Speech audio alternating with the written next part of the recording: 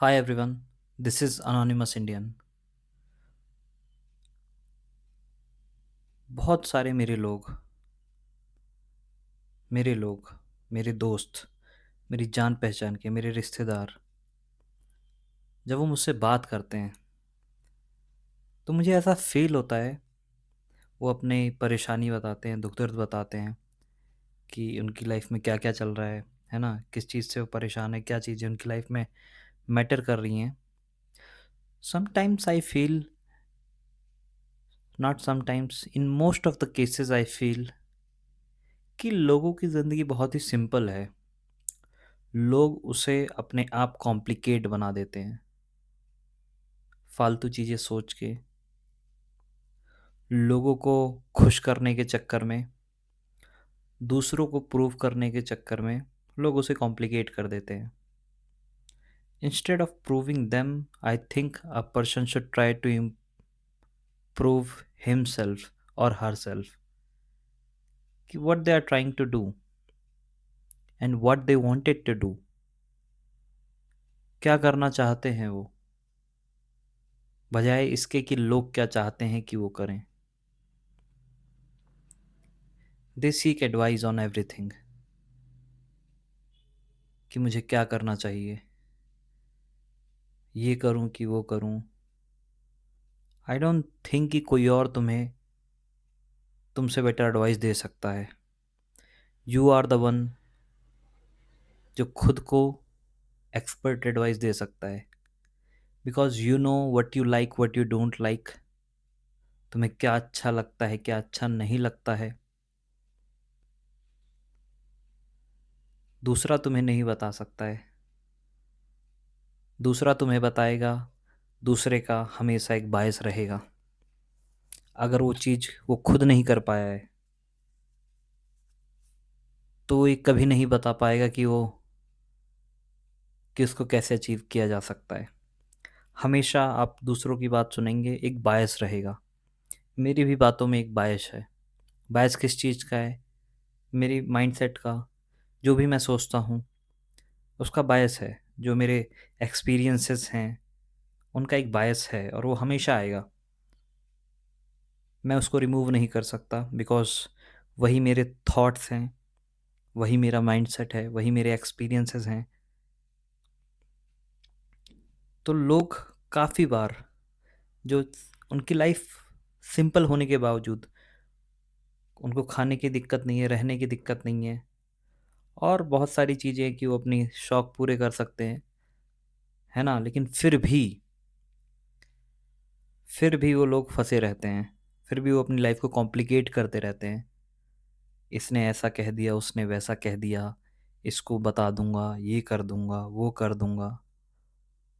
भाई, इन सब से ऊपर उठने की ज़रूरत है आपको।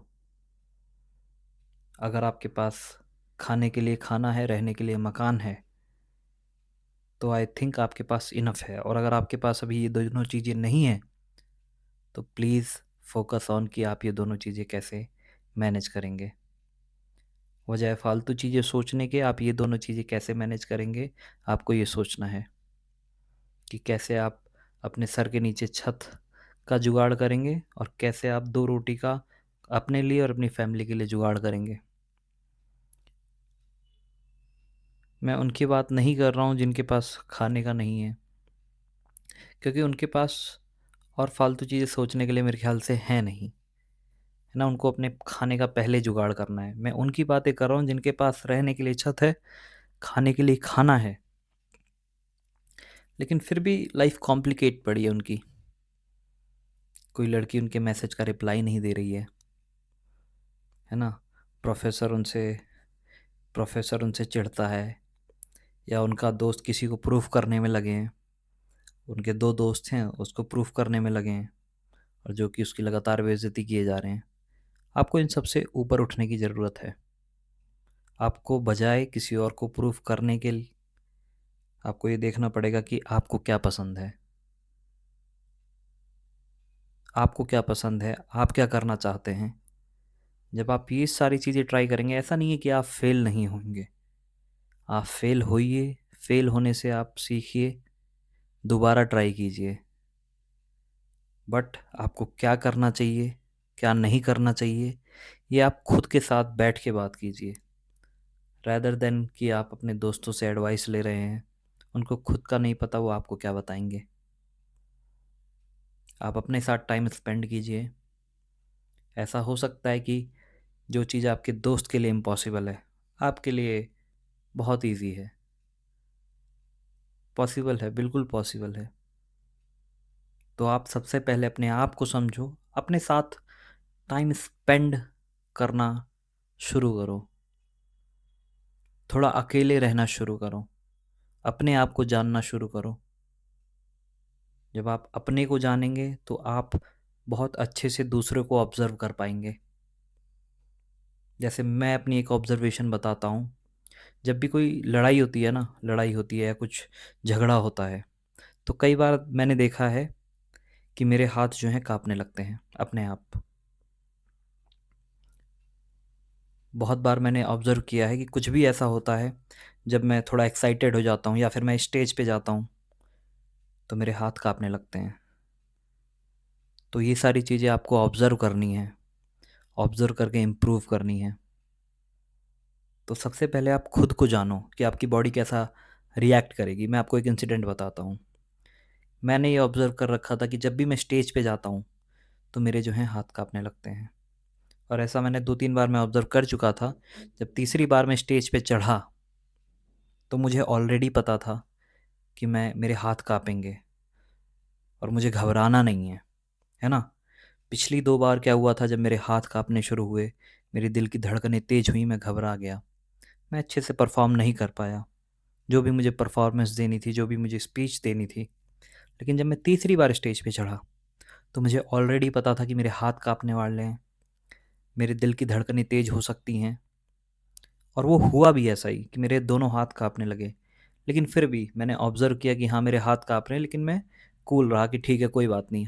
पता था कि हाथ काँप रहे हैं, पता था कि हाथ काँपेंगे और हाथ काँप रहे हैं। मैं बहुत अच्छी स्पीच डिलीवर करके आया। ऑडियंस को नहीं पता कि मेरे हाथ काँप रहे थे। ऑडियंस को दूर से नहीं दिख रहा कि मेरे हाथ काँप रहे थे, नहीं काँप रहे थे। मैं बहुत एक अच्छी स्पीच डिलीवर करके आया।